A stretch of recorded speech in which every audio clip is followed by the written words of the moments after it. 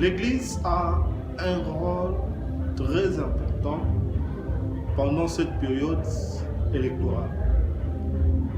Cela veut dire, d'abord l'Église c'est quoi? L'Église c'est un instrument de Dieu sur la terre. L'Église, si Dieu veut faire quelque chose sur la terre, il passe par l'Église. C'est pour cela qu'on l'appelle maison du trésor. Mais en voyant seulement la nature de Dieu, le rôle de Dieu, la fonction de Dieu, l'Église peut assumer une responsabilité pendant la période post-électorale. Les élections, c'est une période où le pays définit leur avenir, leur destinée. Parce qu'on va choisir les dirigeants. On doit choisir le numéro 1 du pays. On doit choisir ceux qui vont siéger au Parlement. Cela veut dire que ce n'est pas une période qu'on peut jouer. C'est une période très importante. Si l'Église, parmi les choses que l'Église peut mettre du sérieux, de la concentration, de toute l'attention, c'est la période post-électorale. Parce que nous tous, nous connaissons l'histoire. C'est-à-dire, pendant cette période, l'Église doit beaucoup prier. L'Église doit beaucoup prier pour que la volonté de Dieu s'efface. Il y a la volonté du Seigneur. On ne peut jamais oublier aussi il y a la volonté du diable. De même que Dieu veut mettre son dirigeant, le diable aussi choisira son dirigeant. Maintenant, nous, l'Église, comme notre devoir est de montrer Dieu, notre devoir est que Dieu règne dans le pays, l'Église doit beaucoup prier pour que la violence soit loin de cette période. Que la prière fait que d'abord le pays, les enfants de Dieu, les électeurs choisissent un dirigeant qui est dans la volonté du Seigneur pour que les électeurs font un bon choix. Un choix qui ne va pas hypothéquer leur avenir.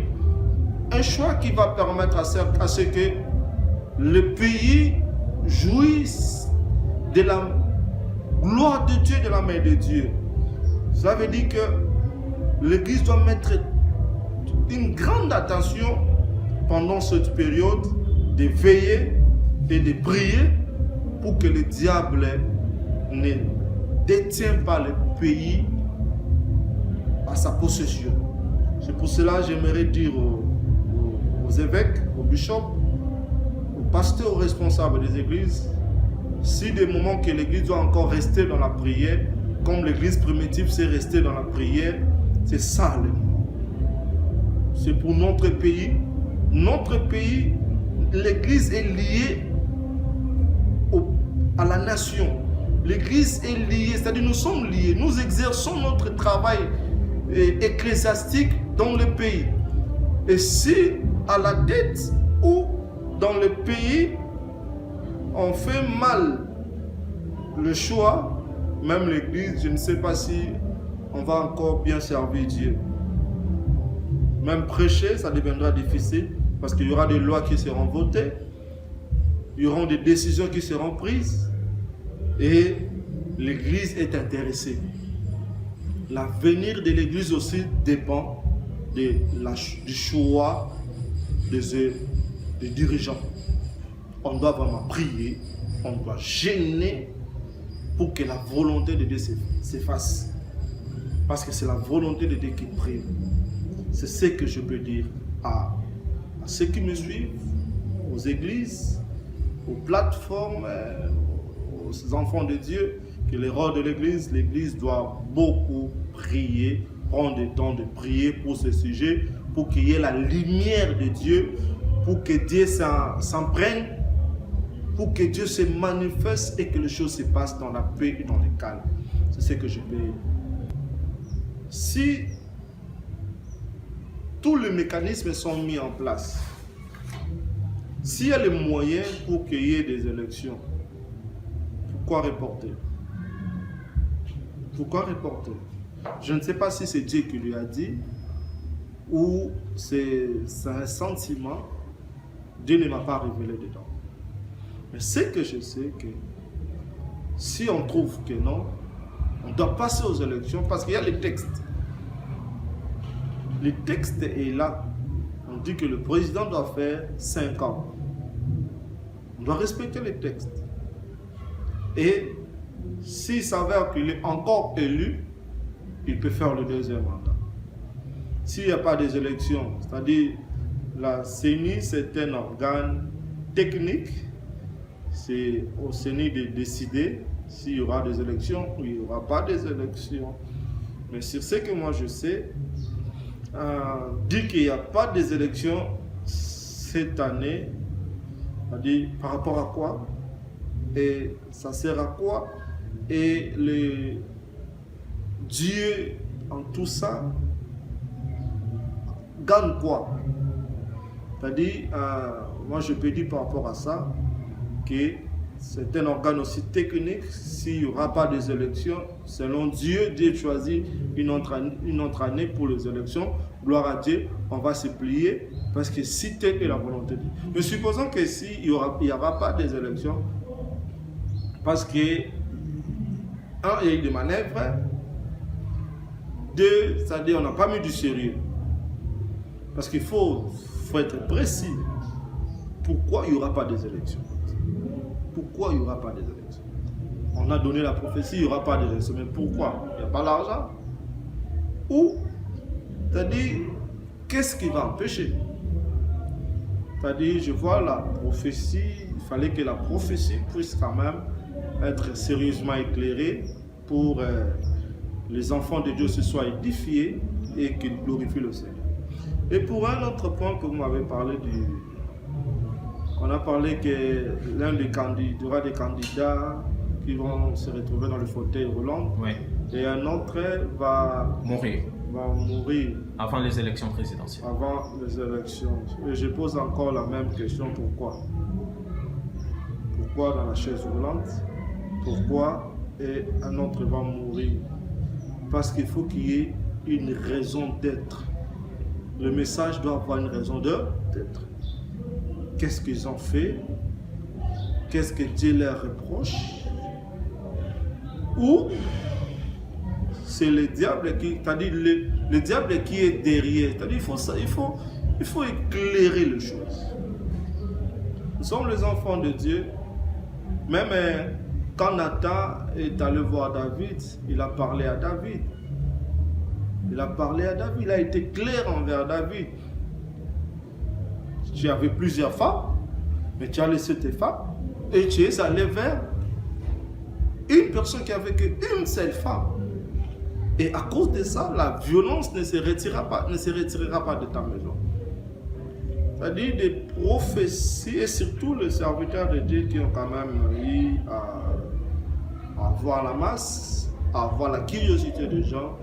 On doit être clair parce que même ce qu'on peut dire qui paraît minime, ça peut devenir l'objet de l'opinion.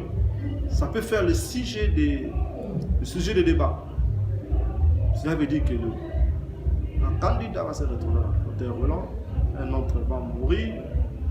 Bon, je ne sais pas pourquoi, quel but ou quel message que Dieu veut faire passer par leur mort ou par leur maladie. Parce que Dieu va toujours tirer gloire. Qu'est-ce que Dieu?